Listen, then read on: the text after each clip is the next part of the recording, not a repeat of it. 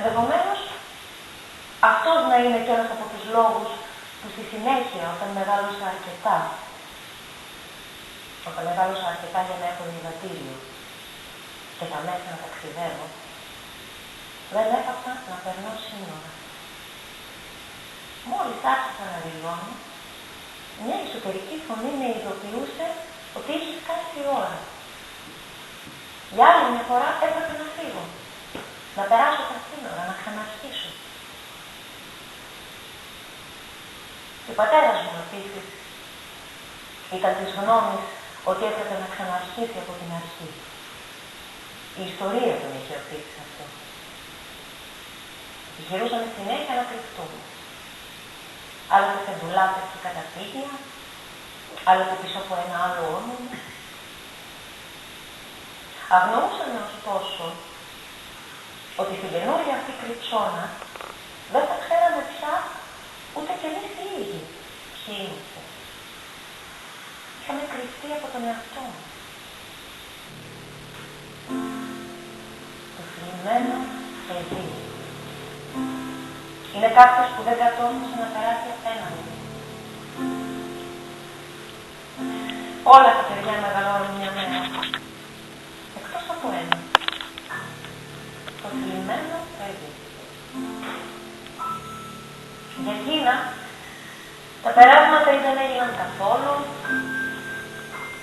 ή έγιναν λανθασμένα.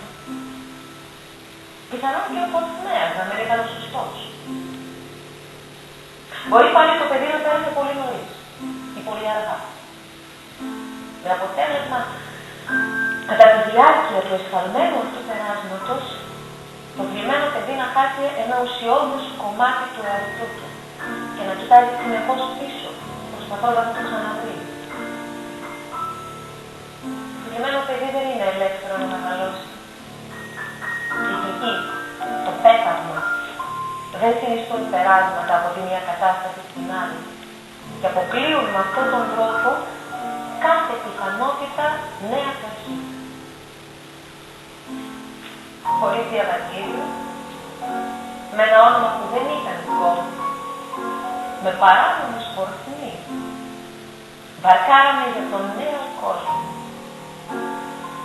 Έτσι, δίχως να το ξέρουμε, κάνουμε πολύ περισσότερα από το σπίτι μας στον Πάλατον, το διαμέρισμά μας στη Βουδαπέστη και το οικογενειακό τυπογραφείο των Κάλιτς. Κάναμε τον εαυτό μου. Ήμουν μικρή. Κοιτούσα πίσω, έβλεπα το κουνέλι μου να χάνεται και κουβαλούσα στην καρδιά μου τη χώρα του ποτέ της παιδικής μου ηλικίας.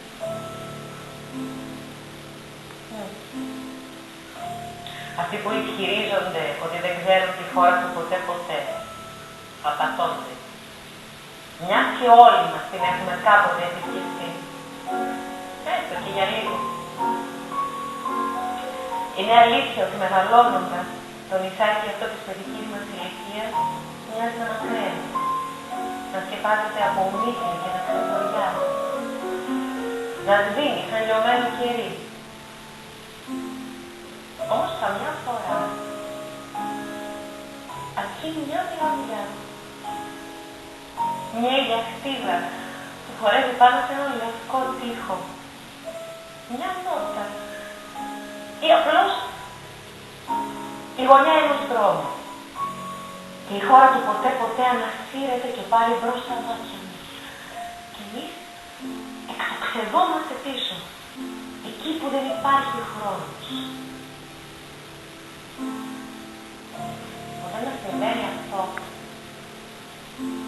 τότε όλα μπορεί και πάλι να συμβούν. Είμαστε ο αέρας και η αναπνοή μαζί. Το νερό και το στόμα. Ο βασιλιάς και η βασίλισσα, το κορίτσι και το αγόρι. Βρισκόμαστε ταυτόχρονα και εδώ και εκεί. Μπορούμε να μιλάμε, αλλά και να μην λέμε τίποτα, εφόσον οι άλλοι μας καταλαβαίνουν έτσι κι αλλιώς.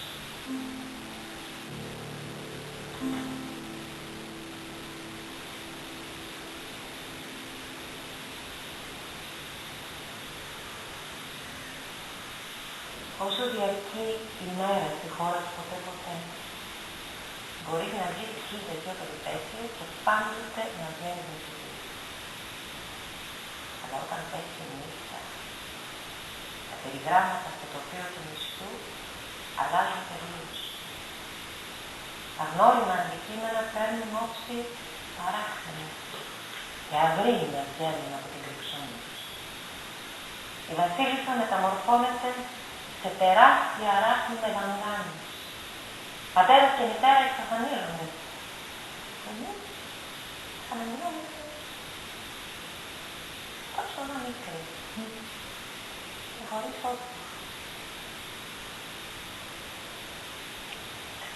Ορισμένοι που γνώρισαν τη χώρα του ποτέ νύχτα προτιμούν να τη ξεχάσουν. Άλλοι επιστρέφουν να αναλύονται.